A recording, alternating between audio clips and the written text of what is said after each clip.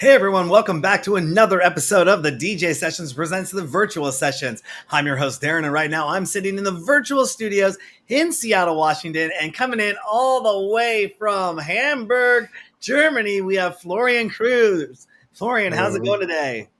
I'm good, thank you. Yeah, thanks again for coming back on the series. It was an awesome time Pleasure. the last time you were here, and you've been up to so much more since then. Let's jump right into things. The biggest thing that you've been doing that just came out, the album Nordic Soul and the remix package. Tell us all That's right. about that. Yeah, it's like almost a year ago the first single came out, and yeah, months by months, like we've been on the way to releasing the album in March, on March 3rd this year, which was my 40th birthday.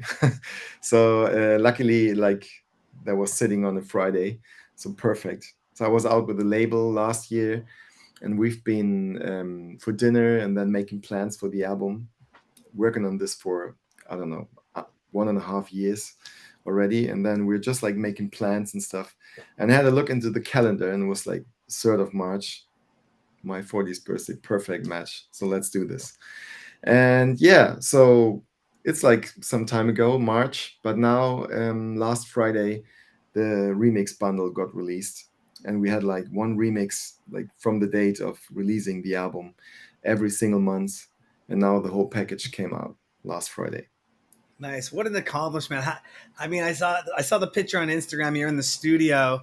You're kind of like got the bottle of champagne saying it's Yeah. finally released. I Yes. know that feeling, when you accomplish something that you've been working on for such a long time. I mean, Yeah, yeah, you don't understand the stress and pressures that are happening. And then the release once it's like, yeah, yeah, yeah, project is done. I just got off of almost an 8-month hiatus because I was moving and I wanted to let the yeah, dust settle from that. Had to redo the whole studio, looking yeah, to do yeah, events, all that fun stuff, and just having that moment of just this is awesome, calm, peace, and then you start it all over again. yeah, yeah, yeah, yeah.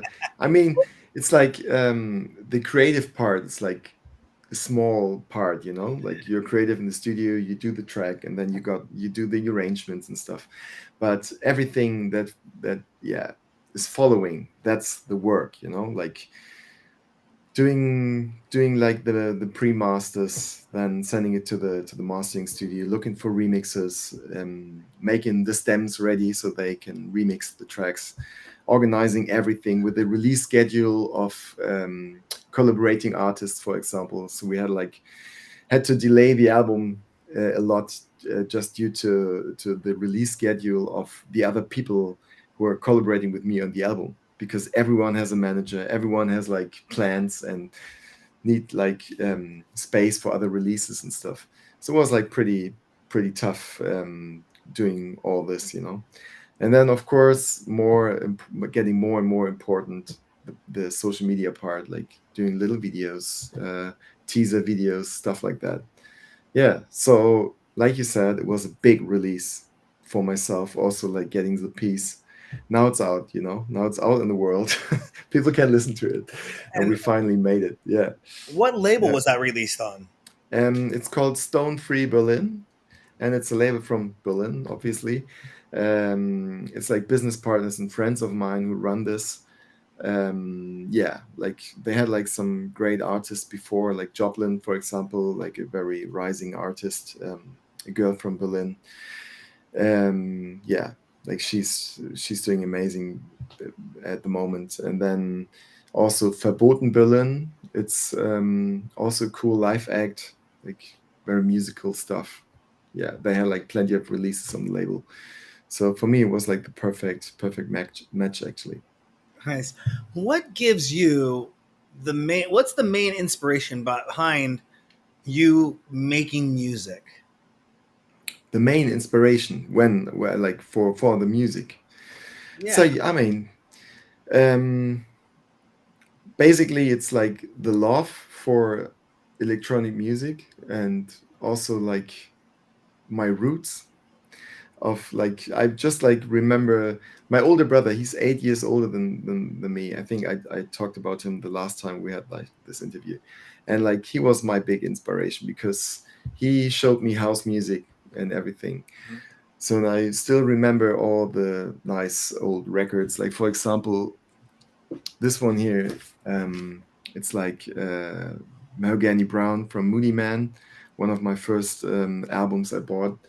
And this is also like still a big inspiration for the Nordic Soul album because Moody Man was using those little intros, like little noises and like radio kind of things, someone's tuning the radio, stuff like that.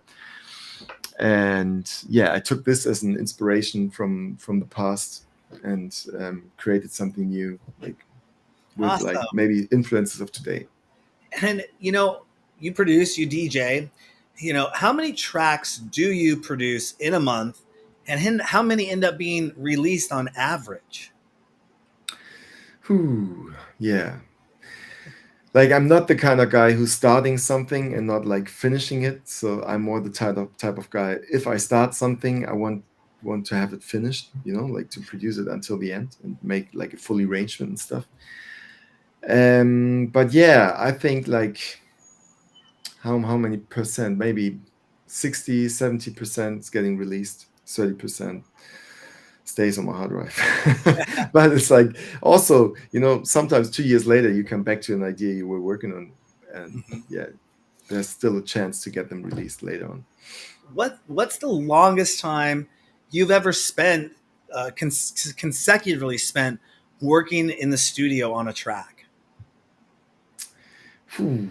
Sometimes it takes like more than a year to finish a track. Really, But I think I have you like didn't spend 1 year in the studio working on that one track. Is that? no, no, no, no, no, it's not like that. But like revisiting the session, because yeah, like especially there's one track, I think it's like one of the most successful tracks of the album. It's called Rhythm Speech, and this track is, I don't know, from I think I started in 2019 or something, the idea, and then there was still one piece missing and couldn't find it, and I was just like thinking and sending it to other people, and they said, yeah, it's amazing, but like something's missing.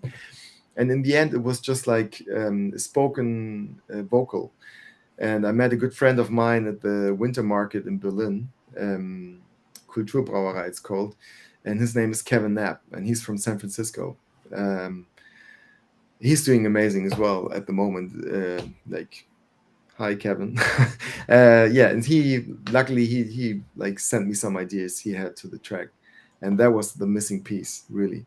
So yeah, Mhm. sometimes a year, but most of the times when I start a track I finish it within weeks. I would say like 3 to 4 weeks.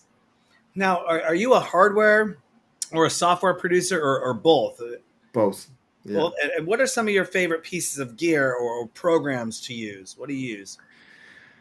Like I work with Logic. Maybe I'm old school using Logic, but I still think it sounds good, and I don't want to say it sounds better, but it sounds good. And yeah, I also use Ableton every now and then, but more for live performances, stuff like that. Hmm. And then I just look to the left because you can't see it. There's like my IRA series from Roland. So I have a lot of stuff by Roland. I have the TV3, TR8, the MX1, VT3. I have like a Mackie mixer from back in the days. I think Mackie. that was Mackie, yes. And that was like a very old mixer. I bought it when I was 16 years old. I still have it, and it still sounds great. So you can really, yeah, rely on those machines and hardware. I was downstairs at my local grocery store, like really downstairs, Yeah, an alley over across the alleyway, the local whole paycheck, and it's an inside joke. We got a store here called Whole Foods, and it's like really high end food, yeah, but we call it whole paycheck because it costs so much to buy yeah, food. But no, I was there, and a guy was wearing a Roland shirt that said TR808, and I'm yeah, like, yeah, that was a good piece of gear, you know. yeah, yeah. So that's awesome. That's And cool. so Yeah. obviously you're an Apple guy because you're using Logic. I used to Yes. work for the company. I loved Logic. I loved the sequencer in it. I think that was great. The sounds, the tools you had. I was actually a certified trainer to train people how to use Logic Logic. Oh, 7. nice. Cool. Yeah, Yeah. that Interesting. was kind of awesome. I wasn't a musician. I just showed them how to use the interface. I Yeah. knew a couple tips and tricks and things to do, but I love that program. It's still, I think, Yeah. rock I solid. think, yeah, and I think like everyone has like a different way to work with it, because there's just not one single way how to do it. There are like plenty of ways to like, Hmm. yeah, start a track, to work with MIDI, with audio and stuff like that. And And I that's when I do like collaborations with people. I sometimes see, oh yeah, okay, you do it this way. Oh, that's interesting. Cool. think it I was normally, yeah, yeah, I think it was Logic 10 that they made it where you could actually make your tracks, but then also use live instruments and play with it live as well, yeah, yeah, like yeah, Ableton Live. I was away from the company at that time, but when it yeah. was released, it was like that was a huge thing that you could now manipulate, do a live performance using Logic. Yeah, That yeah, was yeah. kind of really Before it was impossible. It was just like cracking if you open like a plugin or something, or yeah, like an instrument. Yeah, you could hear it. Like there was just making some exactly. noises and stuff. Yeah. Do you sometimes make music completely out of your own genre that never gets released? Yes. What? I mean, it gets released, but not under my name. Ah, that was you. I love it when guests almost predict my next question I was going to ask, Yeah. and I was going to say, do you have any other aliases than Florian Kruse under which you release music? I mean, it's not like I don't have other aliases anymore. So I had like a duo, deep house duo called Kruse in Nuremberg, but it's like my name is involved, the last name. And then I had a project called Wiretapper, also with a good friend from Greece, Stelios Vasiludis, and also my um, Kruse Nuremberg partner, Niels Nuremberg. And then I had another project called The Ground. And yeah, Nice. for this project, we were only playing live. So I was using all those Roland machines, and then he was singing and playing some keys live. And yeah, it was like a real live performance. But I was not talking about those things because those projects are all electronic and all like house music and yeah, different dresses maybe, or something between house and techno. And I'm doing also I also do music for documentaries, for commercials sometimes. I just had like I just did music for a commercial for Jägermeister. You know Jägermeister, maybe. And it's running on TV. Like I think next month it started. It's just like a small ad, and it's just like like a drum kit, like a live play drum set, and a guitar. That's it. Yeah, so very simple, but totally different to what I normally do. Do you, do you play acoustical instruments as well? Are you know the you are you trained in other forms other than like hardware and software production? Do you do? Is that a I guitar actually, I see yeah, behind you over yeah. there? Over right Yeah, behind. yeah, yeah, yeah. So like I practiced the guitar for a while now, and also play the drums. Like every Friday is my drum lesson. But yeah, yeah, if I do something like in the professional way, I just like call a studio guitar player, for example. I have a lot of like, because I'm in the business for a long time now. I have a lot of friends playing only the guitar or only the piano or only like, and of course they can do it way better than I can. Yeah. So I just use their skills. And with some of that music that you make outside of your known genre, what styles would you say those would be? I mean, are you way over here to drum and bass and happy hardcore, and then like nobody ever sees that, or is it like house and then you go to deep house or progressive house or? Yeah, yeah, yeah. That's Oh, like, yeah, yeah, yeah. gotcha. Yeah, I mean, in January this year, I was just like, we had a weekly meeting for, I don't know, 8 or 9 weeks. And it was just three musicians, a piano player, a guitar player, and myself. We're just like coming together for 2 to 3 hours jamming every Monday or Tuesday it was. And so we started like 8 or 9 tracks, and now we're just like trying to finish them. But this is like, it's very different. It's like, it's not really, it's more, it's a mixture of electronic music and acoustic music. And we're now like looking for some vocalists and stuff. Yeah. Nice. Yeah. And you have a release coming up with one of my favorite. I don't know, is it a label? I don't know, but this is my first person I ever heard or bought of electronic music, a compilation of electronic music, was Paul Oakenfold's Yeah, 007 Global Underground. yeah, And that got me hooked on John Digweed, Sasha, Danny, absolutely. Yeah, all same of here. them. And this is like early 2000s, like 99, 2000. And Yeah. you have the Global Underground release coming out. Tell our DJ Sessions fans about that. Yes, Global Underground contacted me a couple of months ago asking if I have like any unsigned tracks, like new music. And so I worked with them in the past. I did a remix for Ilke Klein, for example, on Global Underground. And I was really like very honored to be asked to like maybe yeah, add a track to this special compilation they're putting out in November. Yeah, and I sent 5 or 6 tracks, and they signed one of the tracks to this vinyl release. It's a limited vinyl. It's a colored vinyl. It's like I think five or 6 artists on it. Also like artists I like a lot. So it's a big honor as well to be mentioned in the same yeah, on the same release with them. And then there's like a fashion line coming with with this compilation. As you can already pre-order T-shirts for it and stuff like that. And then there's a digital release as well. So every single track on the various artists is coming out as a single release digitally before. Congratulations on that. I mean, that's Thank you. just to be in the. If I was a producer, it would be an honor to be on the Global Underground. Maybe next would be like Ministry of Sound. Yeah, yeah, And then I mean, but the Global Underground, I think like it just holds such a special place in my heart yeah, because that's where I got my start buying.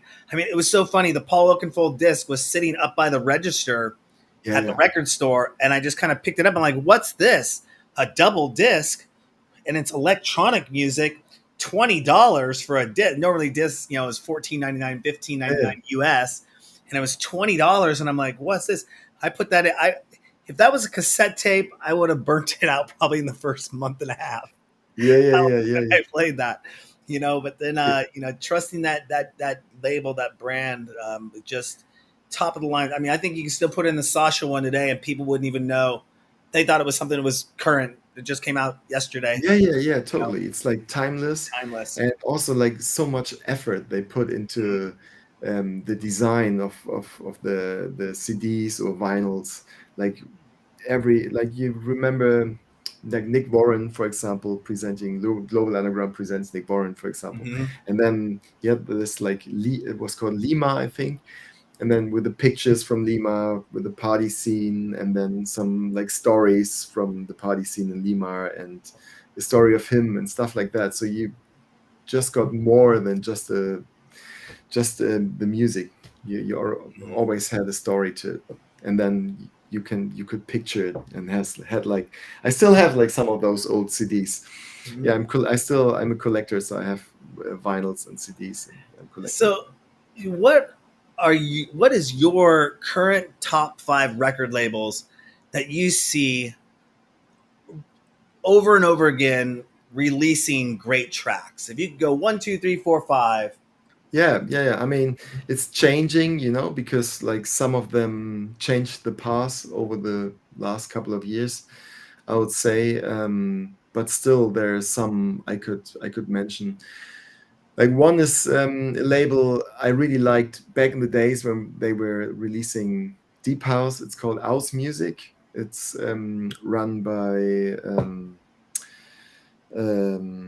Will Saul. This is like a top label, and they're just like doing great at the moment. I really like the special spice of their releases and the music. You can not really predict what's coming next. That's what I like about it.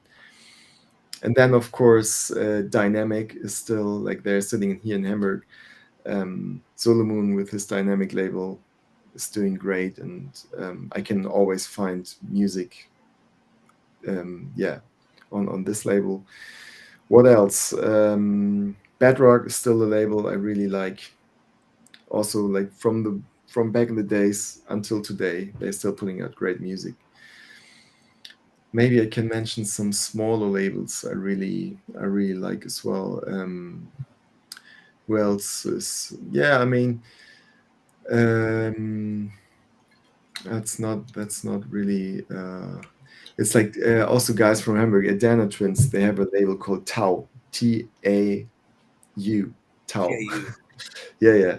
They put out great music as well. It's a mixture between melodic house and techno, what I play at the moment, and indie dance, and it's like always a surprise what they come up with. Like it's not really predictable. And then last but not least, the label of Joris Warn, it's called Spectrum. Um, really like the melodic side of this label. Nice.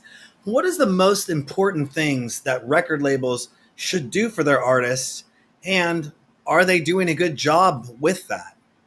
Yeah, yeah. That's a very good question. I think it changed a lot because some of the labels out there, there's a main focus of the label owner, like you have, like, for example, Steve Buck is running the label Poker Flat Recordings since ages, and this label has a specific sound. You know what you get if you buy a Poker Flat record. So even if like it's from different artists, they pretty much sound the same on this label because the label is looking for the sound. People like to like the label maybe, and then they produce into this direction probably. I don't know, but I think like Steve is also a friend of mine.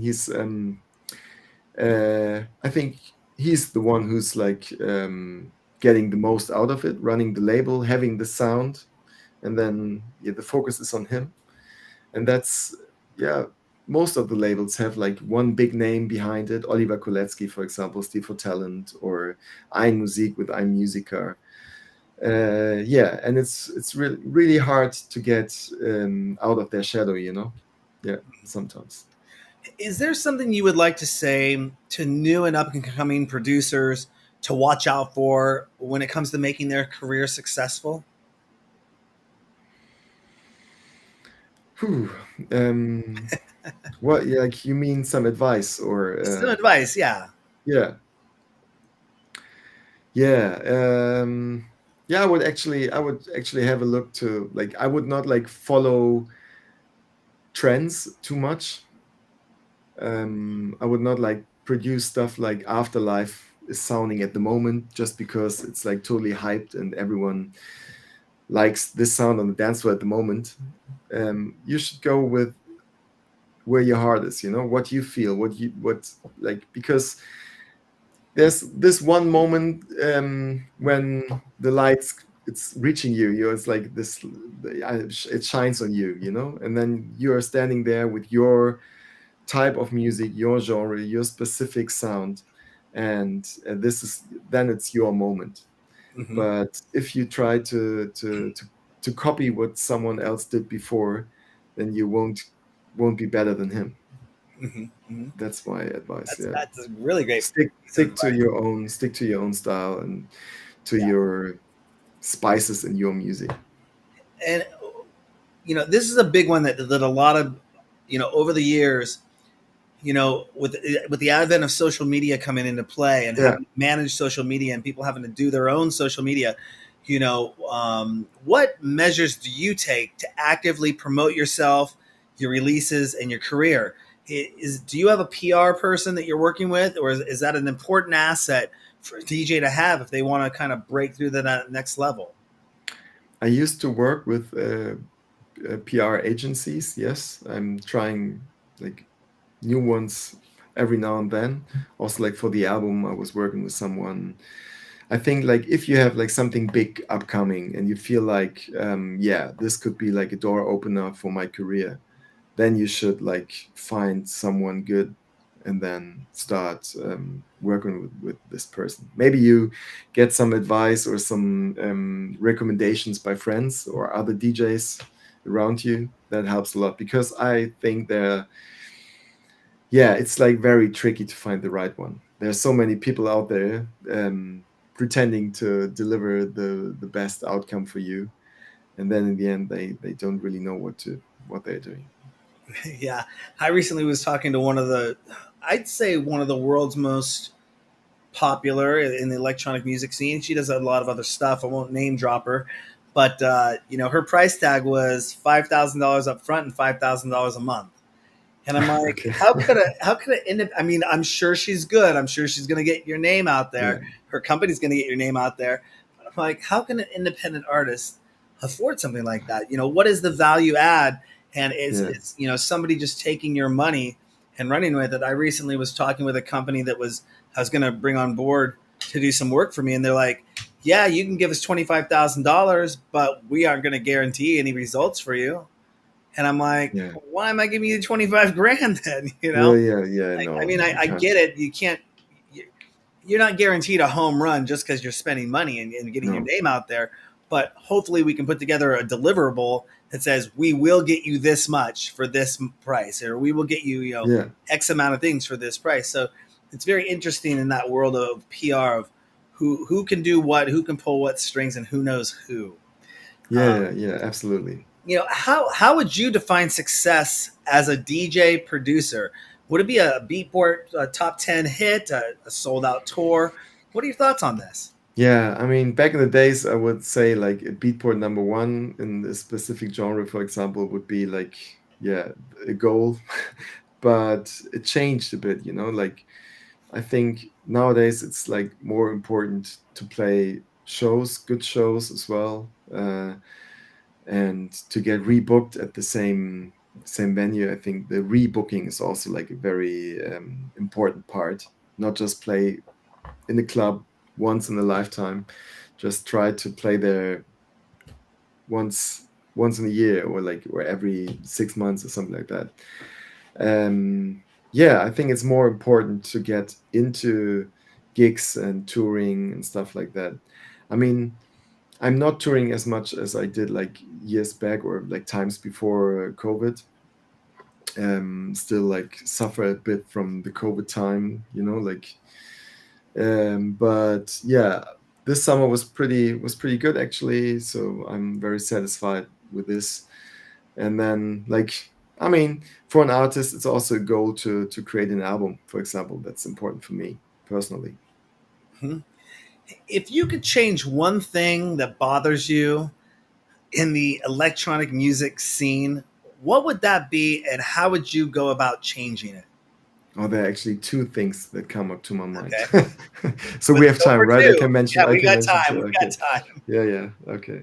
One thing is the way artists get paid for doing the music, because I don't think that every music producer in the electronic music scene is willing to perform every weekend somewhere in the world. There are some people, they're more like the shy type of person, but they're very good producers and they maybe do the best music out there, but they don't get the same amount of money that the people get who like do music and then play DJ shows at the weekends.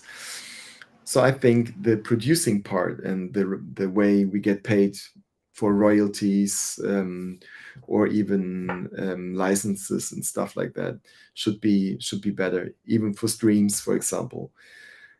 So you can make a living out of the producing and not only out of a mixture of being a DJ and a producer. That's one thing that bothers me, because it was better back in the days. It definitely was better. You got paid for remixes. Nowadays, it's like label comes up.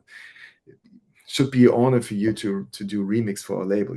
Like that's now the strategy of, or the marketing they come up with. Hmm. But everyone else in this chain gets paid. So if there's someone doing the artwork for the release, gets like the normal amount, and then someone who's doing the press text for the release, he gets like normally paid. And the promo service, DJ service, they get a fee for everything. And the DJ is the one who's like normally signing a standard contract, paying half of everything, and then with being lucky, getting a few hundreds out at the end. So that should be changed in a way. I don't know how, but we should change it. And then the other thing is, that like social media nowadays is more important than the art, the piece of music itself. Yeah, that's another thing I'm like worrying a bit about, like, but maybe it's like the new world. I'm in this business for a long time, so I have to go with the time as well. But yeah, No, I've heard that, the new, it's not so much bait. I mean, you could have somebody really talented who doesn't do social media and nobody knows about them. Then you have yeah, somebody who's mediocre and they have 150,000 followers on Instagram and 28,000 followers on TikTok, and they're making funny videos, they're doing all this stuff, and they're getting booked at every show around the world.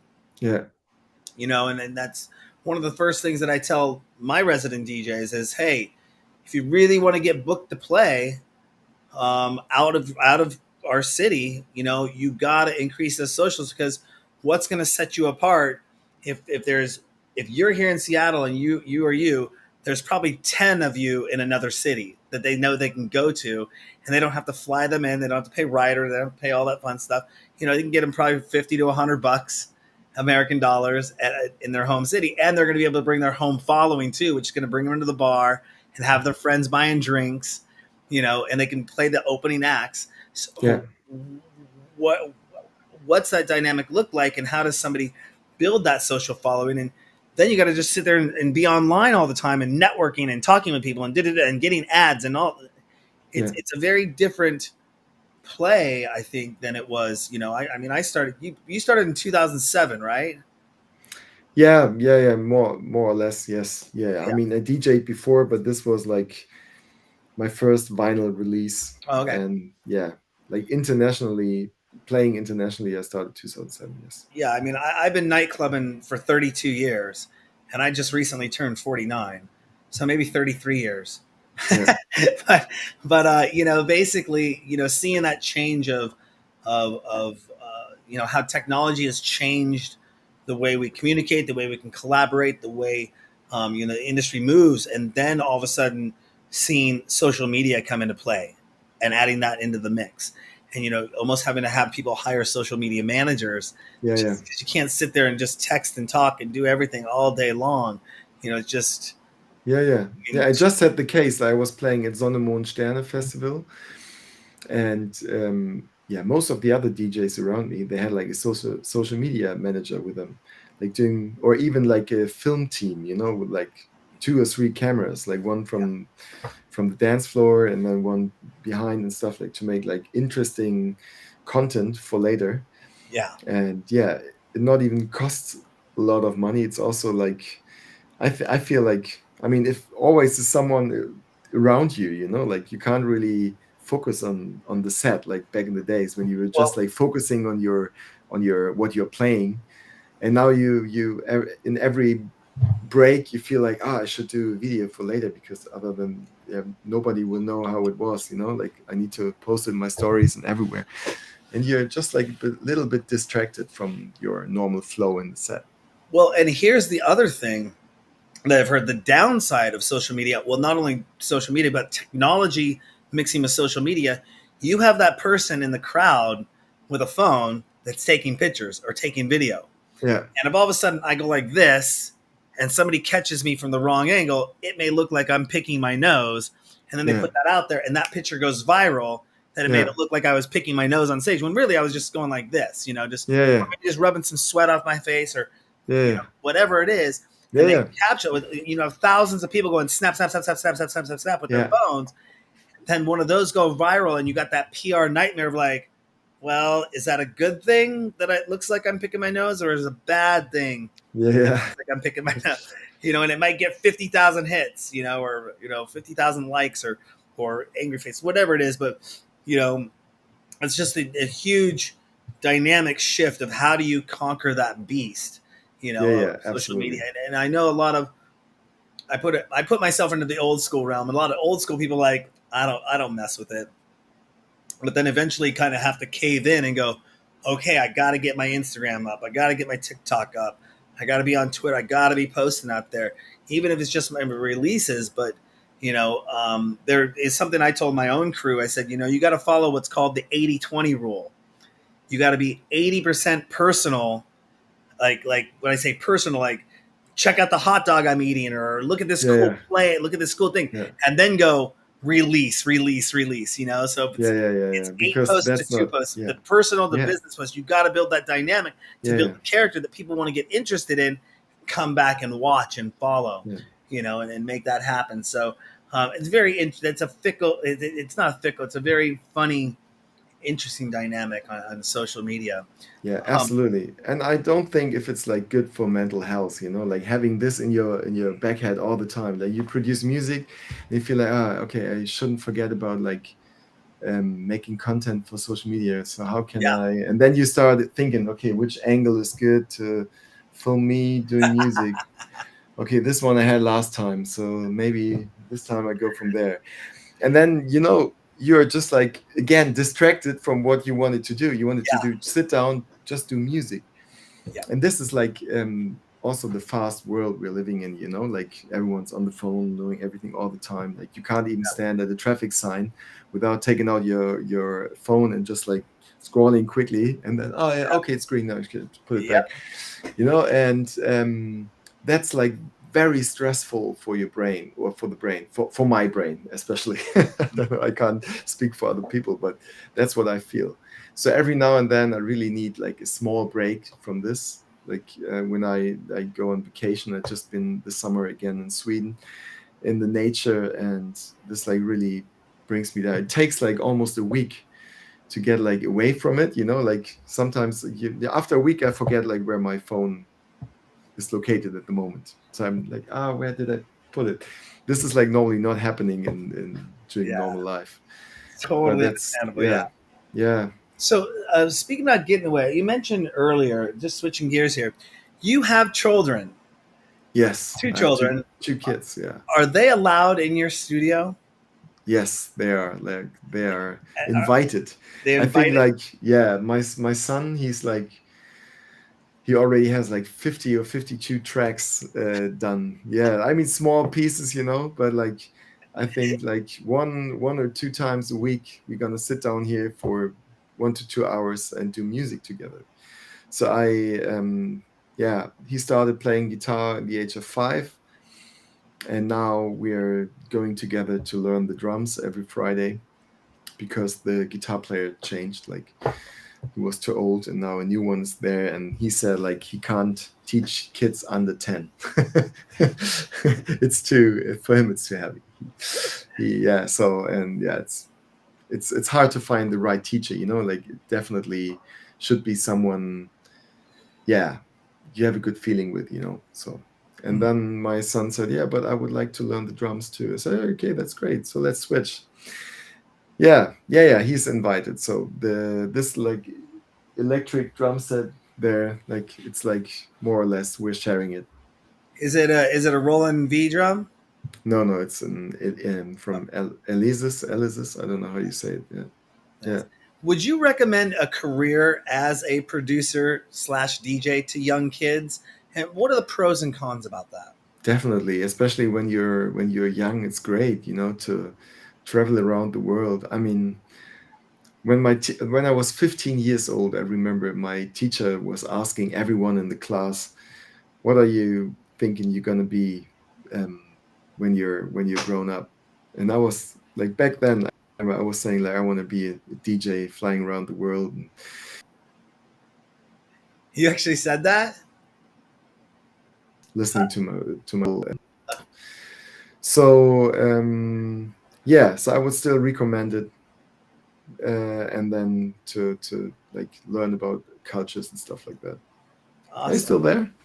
I'm Oh still here. no. I'm still here. Oh yeah, okay. I'm still You here. just had like a freeze. You were Yeah, just you, like you freeze froze for a for a second. second too. But welcome Yeah, to okay. technology. Yeah, yeah, we're It's all back. good. Yeah, yeah. Is there anything else you want to let our DJ Sessions fans know about before we let you go? What else? What can we? I don't know.